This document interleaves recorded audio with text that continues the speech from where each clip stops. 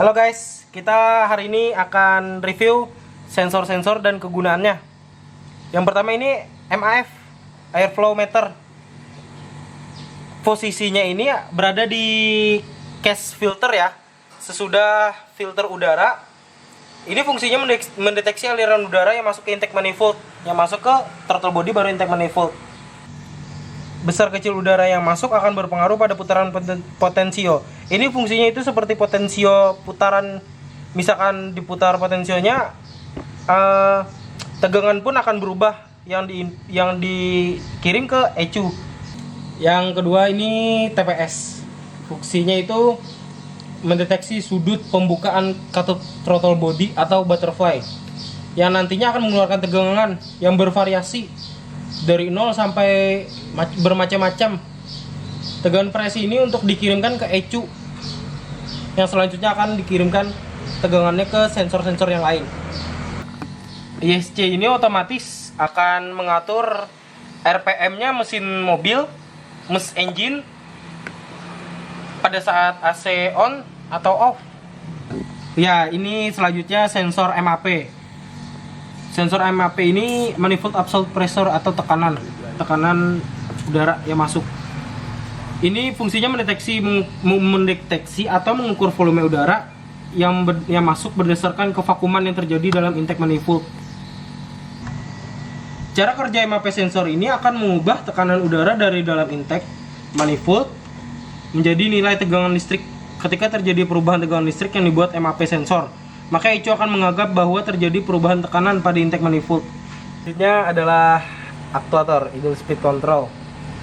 Fungsinya untuk mengatur jumlah udara yang masuk ke intake manifold saat gas tidak diinjak, atau throttle valve atau butterfly itu pada saat posisi tertutup atau 0. Mengatur putaran langsam atau idle mesin saat AC off atau on secara otomatis. Yang selanjutnya aktuator injektor. Fungsinya menyemprotkan campuran bahan bakar dan udara yang sudah pas AFR-nya ke dalam ruang bakar. Injektor bekerja berdasarkan elektromagnetis yang diatur oleh ECU.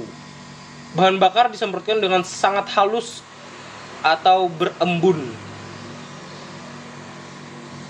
Terkadang tiap injektor dirangkai dengan tahanan luar. Bila sinyal dari ECM diterima oleh koil solenoid, maka plunger akan tertarik melawan kekuatan pegas karena needle valve dan plunger merupakan satu unit.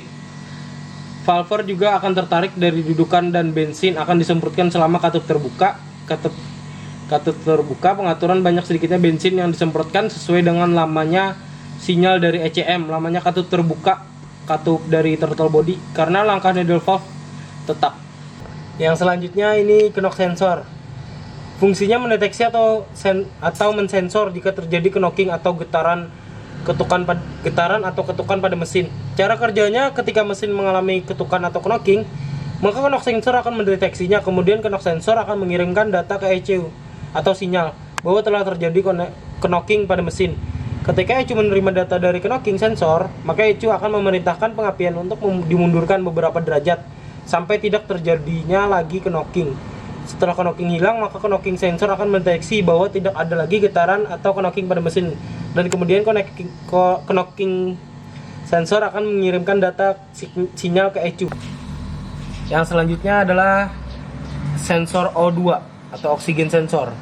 Fungsinya untuk mengetahui seberapa tepat AFR atau campuran bahan bakar dan udara berdasarkan jumlah oksigen pada gas buang. Cara kerja oksigen sensor yaitu melakukan perbandingan kandungan oksigen yang diukur jika kandungan oksigen dalam gas buang, sehingga tegangan ini digunakan sebagai sinyal ke ECU yang akan mengatur komposisi campuran udara dan bahan bakar tergantung kandungan oksigen.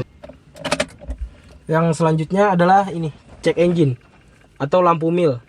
Fungsinya memberitahukan ke pengemudi bahwa ada sebuah kesalahan fungsi dari semua sensor di sistem injeksi tersebut. Itu akan menyala seperti ini.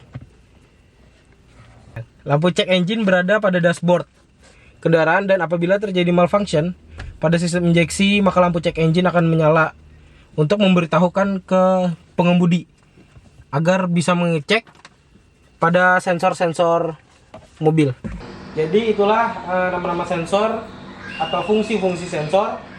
Jika ada kerusakan atau malfunction, ini bisa dicek satu-satu sensornya atau enggak didiagnosa dulu sebelum diganti. Kalau sensor sudah dicabut dan dibersihkan tetap tidak bisa, itu diwajibkan ganti, soalnya semua sensor ini menunjang untuk si engine ini. Terima kasih.